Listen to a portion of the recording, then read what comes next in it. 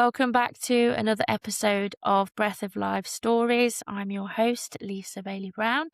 And today I have a lovely guest with me who has got a special guest with her as well. I just thought I'd let you know because she's got a little puppy called Wednesday and you might hear her barking from time to time. But like I said, it's my podcast and we can do whatever we want. So we can have animals, children, whatever happens at the end of the day, it's real life. So Kezia, thank you for agreeing to be a guest on here. It's been a while. We've got there in the end, but you have a great story to share, very different to the other stories that I've had on here so far. But I think that it's a very important message.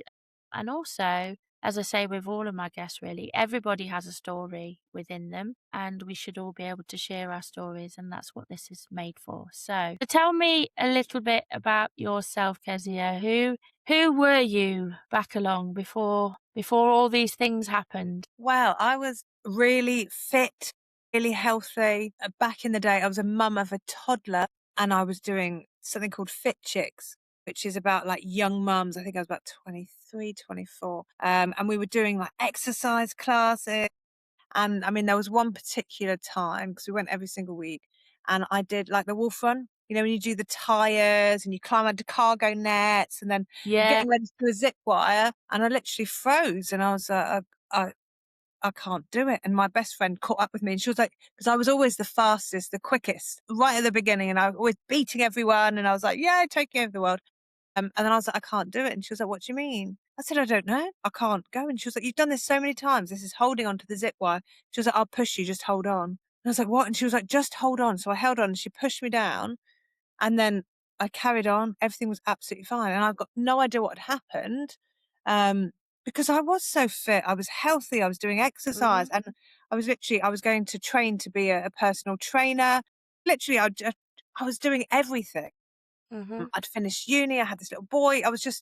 The world was literally my oyster. And then at the top of the zip wire, I went, I can't do it. And then obviously the next thing was that I got a diagnosis. So before we get into the diagnosis then, so you said that you were a mum and you got this little boy and you were fit and healthy and did you do any of the training for the PT stuff or did that sort of get I was literally out of- starting. So I had a personal trainer and I was signed up to do the Race for Life. Yeah. So I was signed up to do the Race for Life. I'd signed up, I'd like ready to go. And then it was a week after and I was like, I can't even stand up. Do you know what I mean? So I was literally at the peak of everything. So And what sort of finished things were you experiencing then? What sort of symptoms did you have? it was really strange because it was like my eyesight started going funny. That's the puppy Wednesday, everyone. She's found her voice and she's just started going to dog school. So she's decided that she's the smallest one and all the others are much bigger, but they're much louder. And she's suddenly, this tiny little thing has developed like a mammoth voice. That's all right. We like I said, we don't mind having additional guests on the show. It's fine. Yeah, the loud mouth ones. Yeah, so my eyesight started going and I started falling over absolutely nothing. I was tripping Just over actual things. falling and just tripping? Just literally tripping over things. And I was like, I've Wow. got no idea what's going on. Do you know what I mean, I had a little boy and I was training in holistic therapy. So I'd signed up for a holistic therapy course and I thought maybe I was tired. Do you know what I mean? I was looking after the little one and I was doing studying whenever he was asleep. So I thought maybe I'm just so tired that I'm falling over nothing. My eyesight was blurry. And it just gradually got worse. But it made no sense because I am really healthy, because there's no reason for it to happen to me, because these sort of things don't happen to me. They happen to other people and they happen on telly and you read about them, but they don't actually happen to you. So I was like, absolutely nothing wrong with me. And then. So did you go to the doctors then and sort of say, look, what's going on? Falling over nothing. Yeah, the doctors kept checking my ears and they kept doing hearing tests. And then eventually I just got worse and worse. And then I called out of our doctors because I couldn't sit up at one point. The room was spinning. And then within 2 weeks, I stopped eating. I was being sick. The room started spinning all the time. I mean, my little one, he was toddling and he needed his nappy changing, but he learned because they adapt. Kids adapt. He literally used to toddle over to me with his nappy. Do you know what I mean? I'd lay on the floor still and I'd change him and I'd be like, do you know what I mean? I'd bag up the dirty nappy and then I'd lay back down because the minute I stood up, the room was spinning and I'd be sick. So So it yeah, it kind was of makes sense why they'd be checking your ears, because thinking, "Oh, your yeah, balance and maybe balance. ear infection and Absolutely. stuff." Yeah. Absolutely. And in the end, I ended up just going to A&E because I was like, this is not right. And And then what they sent me over to another hospital and then did an Yeah, MRI. and they picked it up on there. So what was your diagnosis, lovely? Multiple sclerosis. So that must MS. have been a bit of a shock. Absolutely. I was like, that doesn't happen to me. I'm healthy. This sort of things happens to people Yeah. that are not well. You know what I mean? People that it sounds horrible. People that don't look after themselves. Yeah, Doesn't yeah, Because me, I was like, I am really fit. This is not fair. And I did have, a massive tantrum. And I used to yeah, be like, that's not fair. What did I do wrong? I'm not a nasty person. And I was so yeah, angry. I was yeah, really, really angry with the world and thinking, yeah. what have I done wrong? And had all those thoughts. But because I was training in my holistic therapy, literally I just hid it from the world. And I now realize that it was just hiding it from myself because I thought if I put my fingers in the ears and pretend nothing is happening, then it's not real. So I did all the injections I was meant to do, injections every other day, and then eventually weekly injections, and then eventually infusions. So at the hospital having infusions. But I just didn't tell anyone. And it Not was family or anyone, no. I told my mum and very close friends, and Mm, like my brother knew, but I had clients. I didn't tell my clients because I thought they'll think they yeah, could catch it. Or with MS, a lot of it is about fatigue. And I thought if I'm giving deep tissue full body massages, they might be thinking, oh, she can't really do that. So I just didn't tell anyone. But yeah, actually, I just didn't want to deal with it because yeah, if I pretended it wasn't happening, it wasn't real. So I yeah. did all the things and carried on my life and just pretended everything was fine. And then I was slowly getting worse because with MS, it is progressive. There's no cure for it. Um, and I went from walking normally. I mean, I got pregnant with my daughter. So I was cycling with a big pregnant belly to Mm. work, doing deep tissue massages and then coming home. And then after I had my daughter, I had like a massive relapse. Yeah, I've heard that. So I know somebody that had a baby and they got MS, and that was one of the things that they worried about, that can happen. And yeah, I mean, before we came on live, we were having a chat about MS and how it used to be. It used to be like a death sentence kind of Yeah. thing, and now things have changed a lot. So Yeah. I mean, the there's so much medication that research.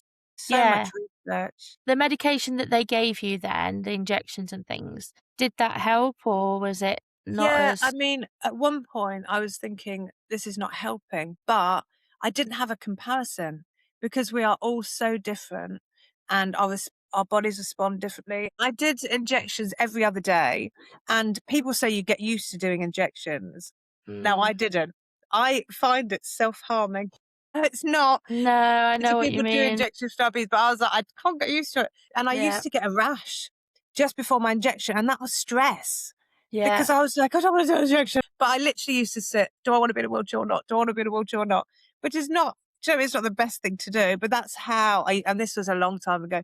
And so I used to inject every other day. And then I said to the doctor, look, I am freaking out here. So the doctor moved me to neurologist. So I moved me to a weekly, which was a bigger injection. So it worked deeper, but that was only every week. And so I carried on doing that for a while. And then I just kept progressing worse. So I went from, cycling. what does the injection do then? Does that sort of help with the fatigue or does it help with a bit of Well, everything? with MS, it's almost like the part that's meant to be. So you have a myelin sheath.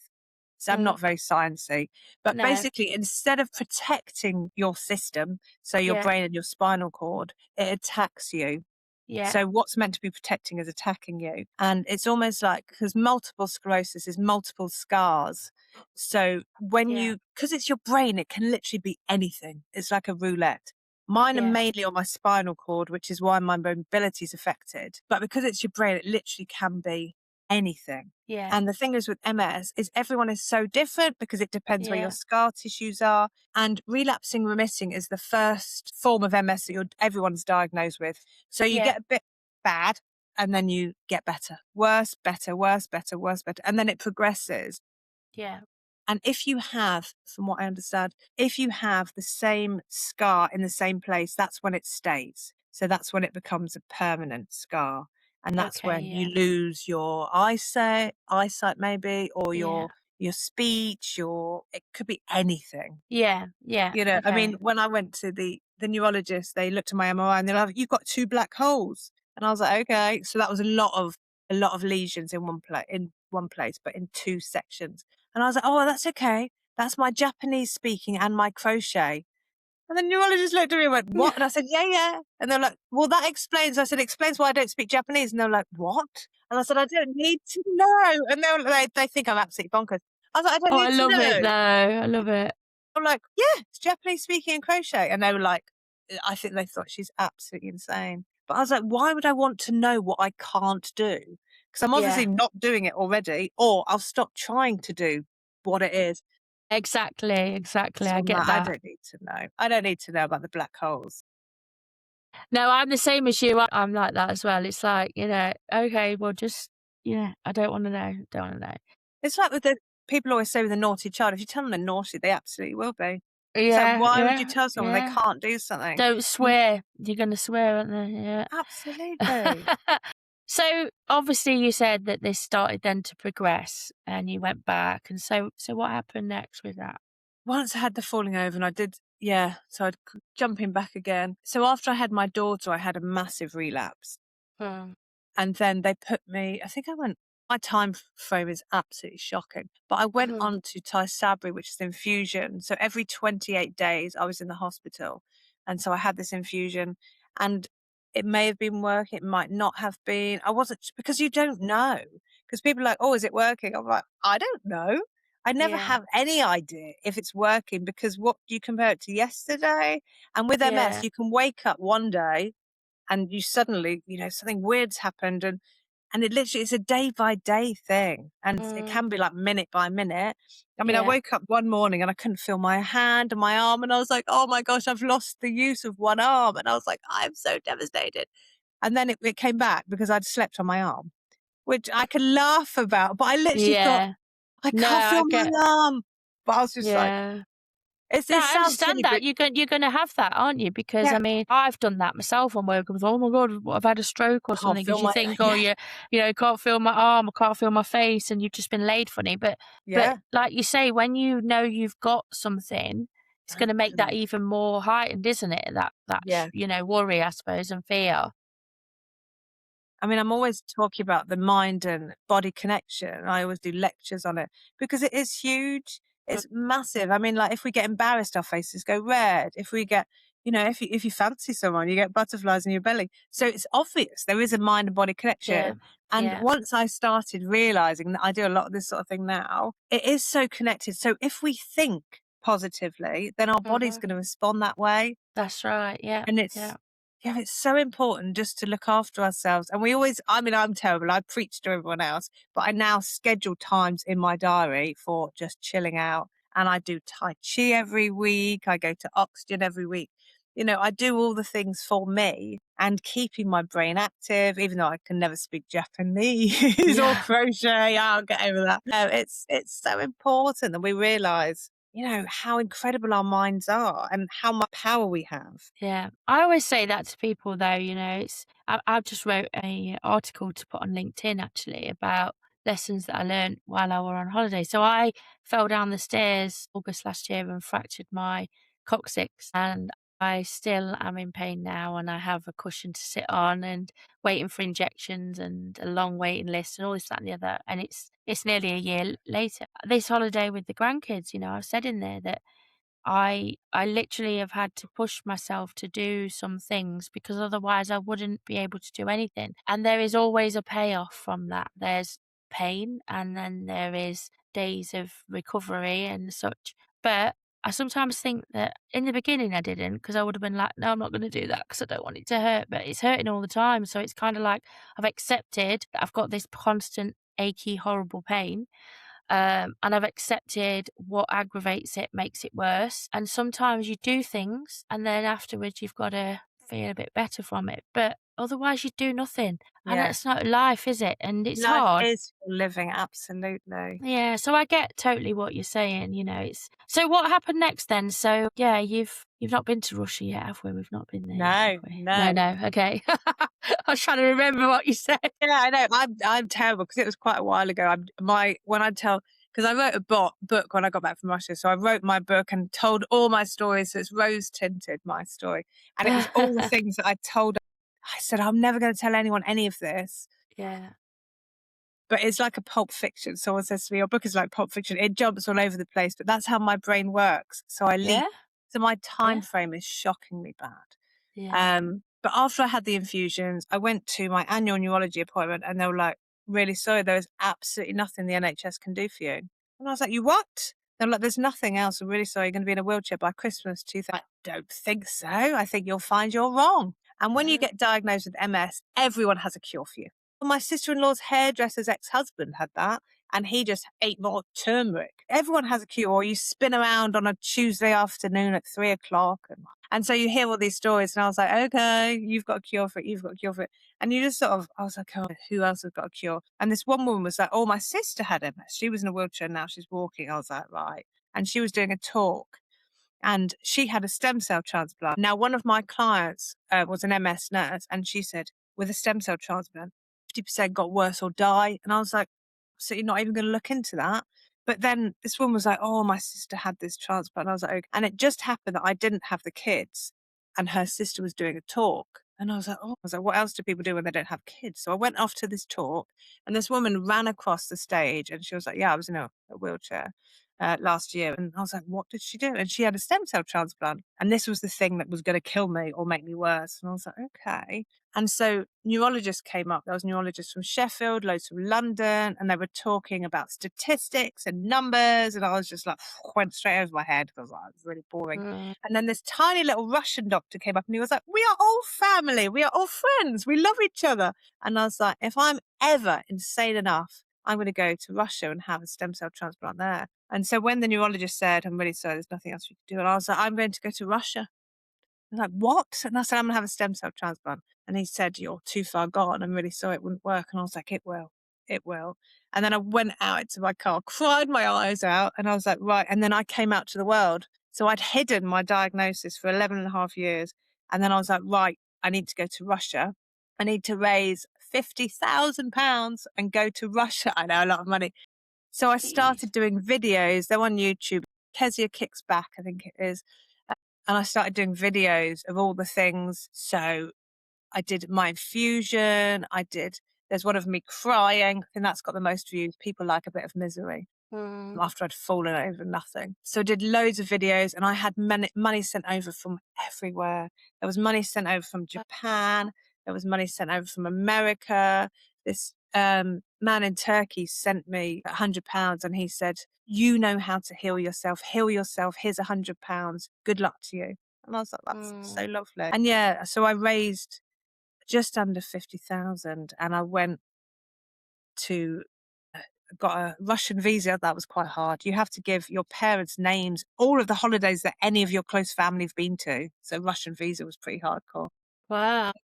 Yeah, I know, that was a whole experience, and flew to Russia. So had the stem cell transplant in Russia in July 2000. Mega. So what does that actually mean then? What is a stem cell transplant? What? So basically, I'll try and shorten it down, but what they do is you make your own stem cells. So they harvest your Yeah. stem cells. So in Russia's a bit hardcore, so they don't do this everywhere.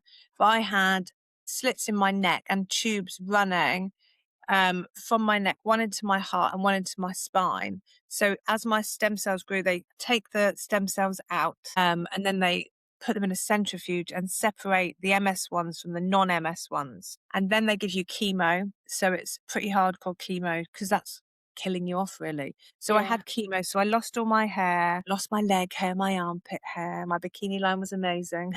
So I had chemo. And then once you have chemo, my friend was like, did you realize they nearly killed you? And I was like, but they didn't. Yeah. You have everything wiped out. I mean, the Russian one, I think, is the strongest one. They bleached the outside of my door in case anyone opened the door because I literally had no immune system. Do you know what I mean? Less Yeah. than a So newborn baby. yeah. And then once that was done, they reinserted the cleaned up stem cells into my system. So they boosted me up enough to have the stem cells reintroduced. And then I was in isolation only for 8 days in my room in Russia. Obviously, there were people allowed in to clean the Yeah. room and to make sure I was okay and bring me food and stuff like that. So 8 days in the hospital, just in my room. I was in Russia a month and then came back to the UK once I was strong enough to fly out. I mean, I had, masks and gloves and Yeah. all the pre-COVID stuff. So I had all of that. And then I was in isolation in my house, in one section of my house for 3 months. Then I Wow. came out on Halloween and then COVID hit. And then COVID was not Yeah. long after that. So that's when I wrote my book. So I was like, I've already done the whole isolation thing. What can I do next? Bless you. Yeah. So So when you had this then, was there an instant change in you or what, Well, I what? didn't really realise, but I got back and I climbed onto my bed and I couldn't bend my left leg. So my partner was like, "Do you realise what you just did?" And I was like, "Get onto my bed." And he was like, "You couldn't bend your leg. You just bent your leg." I was like, oh yes, I can bend my leg." My fatigue got so much better. I mean, I couldn't feel my hands.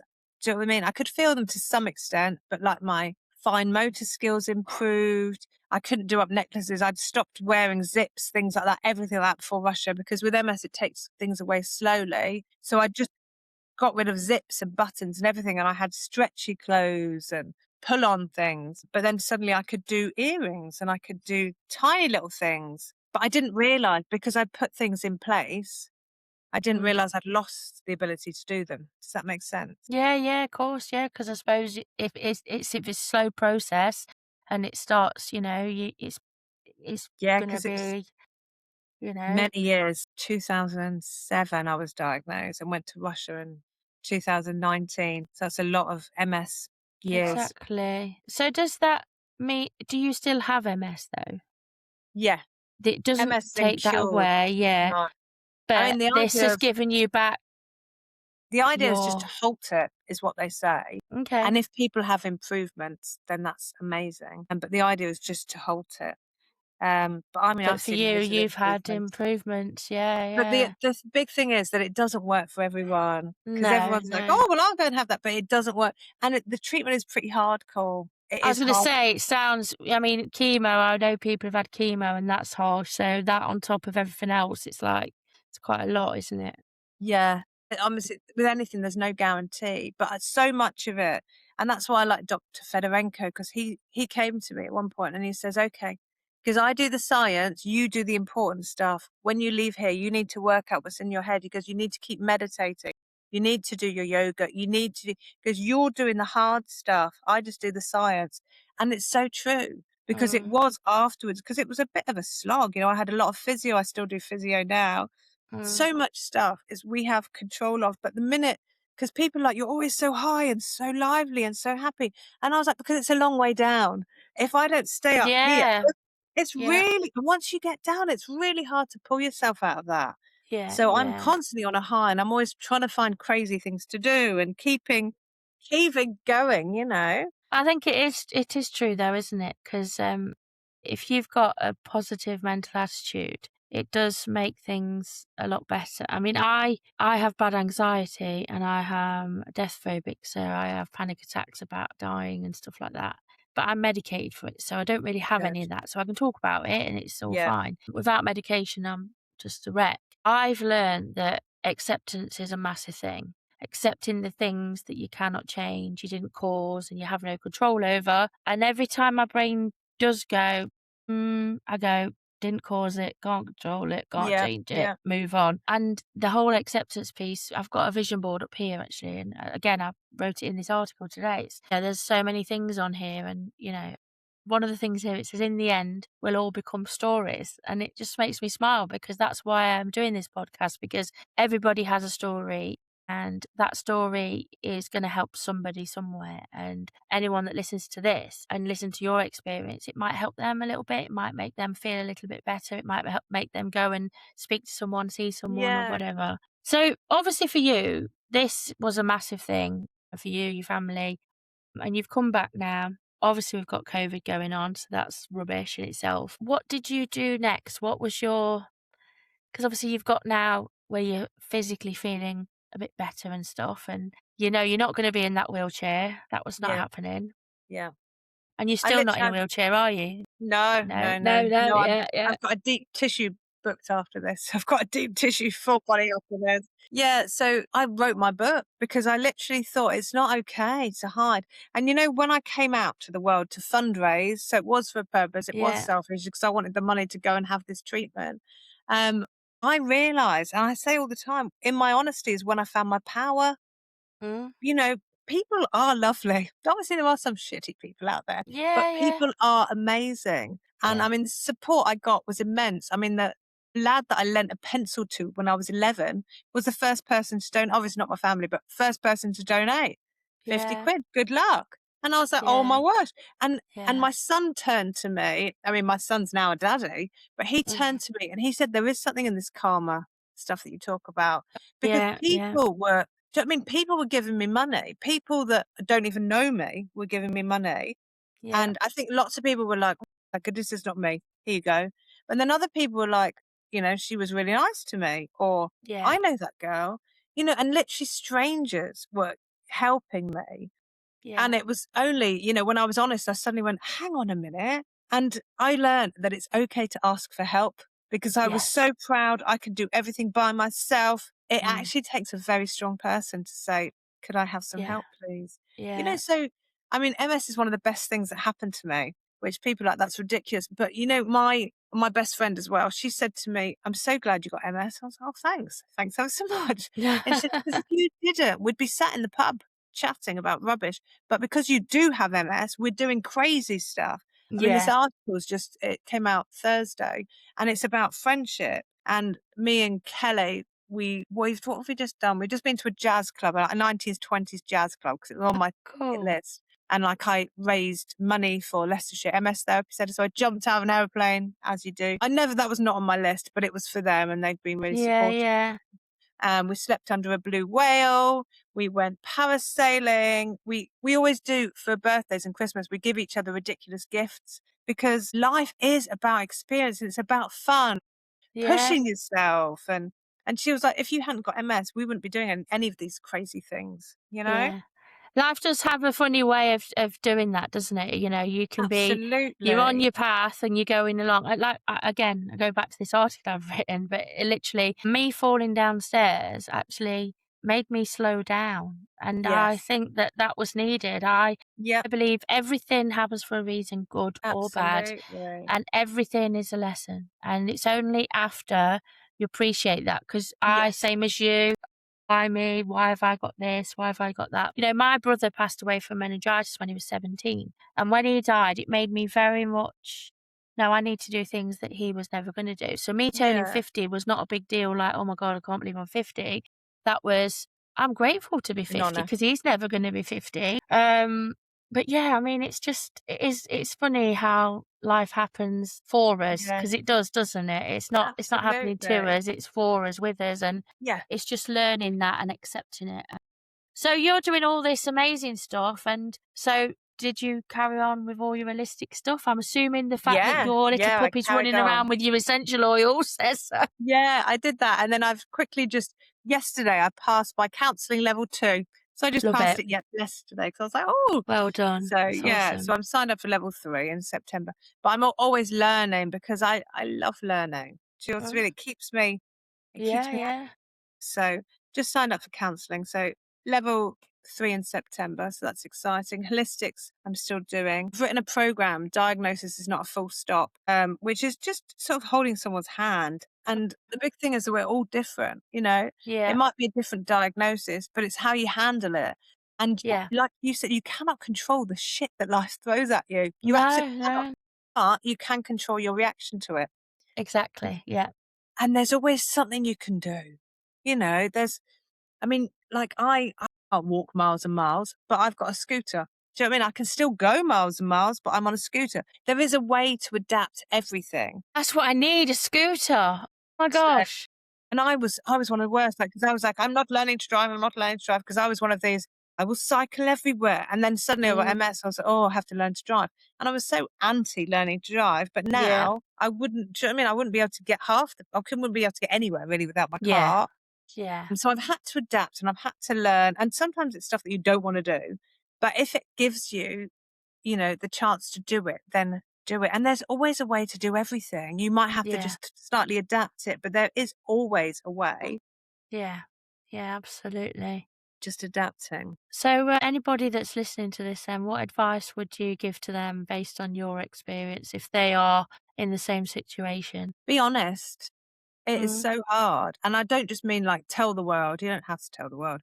Honestly, being honest with yourself. Because I ignored my MS. I was doing injections. So you think, how can you ignore it if you're injecting yourself? How can you ignore it when every time you're going to the hospital? But I was just like, I don't want to deal with it. But actually coming out and dealing with it and not going, yeah, look at me, woeful me, woeful me. Is finding ways to keep living life despite a Mm. diagnosis. What can I do that's fun? And the big thing is laugh. Laughter is the most important thing. I'm always watching comedy. You know, Mhm. if you can make yourself laugh, that is the best tool. So Yeah. laughter is the most important thing. Be honest. Don't be scared to ask for help. It's all right to ask for help. It doesn't mean that you're weak. In Yeah, fact, asking for help absolutely. takes a pretty strong person. And Yeah. there is always, I mean, also you can have a temper tantrum and you can say that's not fair. Absolutely. Everyone deserves to be able to go raw. And even if you've stubbed your toe and you're pissed off about being still doing, you're Yeah. allowed to have a temper tantrum. You don't have to be strong all the time because that's not realistic. You're welcome to That's have a right. temper tantrum. You're welcome to cry. You're welcome to scream, but then also sometimes doing things like that can be a release. Yeah. So but then don't just give up. That's the big thing, is no giving up. You Yeah. find another way to do it. That's right. That's what I always say. It's like you're allowed to do that, but just don't stay there. Don't stay in that Exactly. place. And I always, Absolutely. I say that all the time that, we need the dark times to help us appreciate the light times that, and sometimes life does throw really horrific shit towards It people. does. It really does. And you would think that that's the end, and it could be if you let it. And Yeah. and it's really easy to say that when you've been through it and afterwards. But for someone who's going through it, for them at that moment, I remember when people used to say things to me when my husband was ill, and I'd be like, just shut up, or I'd Yeah, ignore it's them really because I'd think, hard. you don't know what you're talking about. But then now on the other side, you go, they were right. They were right because they'd obviously experienced something similar, and but this is why we have this podcast, is so that it can help other people, so that even if Yeah. one person listens and thinks, "God, I'm not on my own," and, "Oh, there is hope for me," or, even like you said about the stem cell thing, there's no guarantee that it worked for everyone, but someone hearing your experience could make them go on to just have a look into it and Yeah. see if it's right for them and give them a little bit of hope and such. I think So that's the big what's thing, is hope. Is the big thing is Yeah. like, don't give up hope. That's so important. And Absolutely. And a really hippie one is gratitude. I know people always Yeah. harp, but I try and do gratitude every morning, every night. And Mm, I've literally had this conversation with two people yesterday. But gratitude is huge. And mm, I am a little bit hippie, but if you can, change your brain pattern, and if you're searching for gratitudes, the more you do it, the easier it is. And you yeah, start originally saying, oh, I'm alive, it's not raining. But then once you get into the flow of it, yeah, you start noticing things. There's a yeah, cobweb that's really beautiful. You start noticing things, but just do gratitudes, even if you only do 3 a day. yeah, Once you start doing that, it changes your brain pattern and you start looking for positive things. And when you start looking for positive things happen to you. And I'm a massive yeah, believer on that. yeah. I'm the same. I practice gratitude. My vision board in front of me, because 'cause I'm in my little Harry Potter under the stairs cupboard. There's a door there and there's a wall there, and I can't put that's my elbows. But I'm only 5'2", so I can stand up. But, on here, I've got loads of things about gratitude. I'm grateful for today. I'm grateful for being 50. I'm grateful for being alive and having those years that my brother never had. And he's not trying to live a life for him. It's just understanding that, none of us know how long we've got. So make the most of every day, and even Absolutely. being grateful for the small things, Being grateful for having water for a start. We watched a film last night. Goodness, it's called The Last House. It confused the hell out of me. My daughter was like having trauma from watching it. But, Oh, really? being grateful is something that we all do, but some of us will literally, like, I'm a journalist, so I'll write stuff down, and I do the whole thing of 3 things I'm grateful for yesterday and today and this, that, and the other. So what's next for you then? You said you like learning and stuff, so, you're doing Yeah, I this mean, I've got counselling and counselling level 3, I'm signed up for in September. I've just booked to see Phantom of the Opera. It's one very of nice. my friend's 45th birthday because we always try and do weird things for each other. So Yeah, I've booked Phantom of the Opera, which will be lovely. I've booked about 20,000 holidays because life is about living. love it. Puppies at puppy school, just enjoying Yeah, life. Just yeah, yeah, I mean, just doing everything. I mean, I still love my job. I've been 18 years as a therapist now, and yeah, I love it. I absolutely love it, and I'm so lucky that I have, you know, people that've been with me since the beginning, yeah, and loads yeah, of new people as well. So Kellebec is thriving, and I'm very, very grateful for that. I've got a little yeah. salon in my garden, so a little hideaway I salon in my love garden. it. Yeah, so Yeah, I love that, and yeah, just living, live your lifing, life. living. Yeah.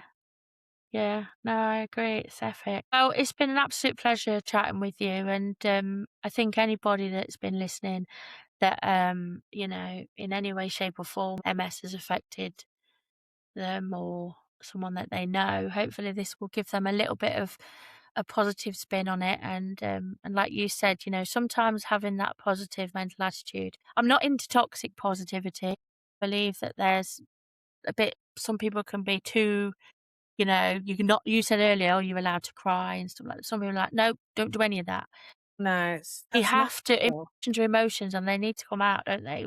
And, Absolutely. like you said, be angry. You're entitled to be Yeah, angry if you've got a diagnosis that's life-changing. Why wouldn't you yeah, and be it's able to not express fair, that? and that's Yeah. okay to say it's absolutely not fair. It's not. Yeah, absolutely. So hopefully this will have helped somebody, and thank you for sharing with me the story and with everybody else that's going to listen because I've learned some things from you today, and also I think it was Natalie Trice that she said that you'll love her, she's crazy, and I was thinking, does she mean she's crazy? And now I know what she means in a good way, like, Excellent. you're funny and yeah, no, ball of energy. I love that. I love that because sometimes we need people around us that are a ball of energy to help us.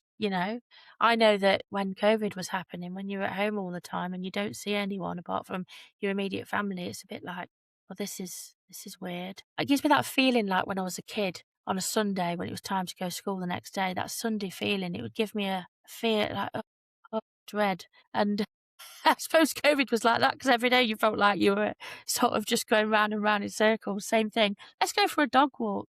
Let's just go back home. Let's pretend we've got a dog. I didn't have a Let's, dog, but pretend we've got a dog and just walk around with an empty lead.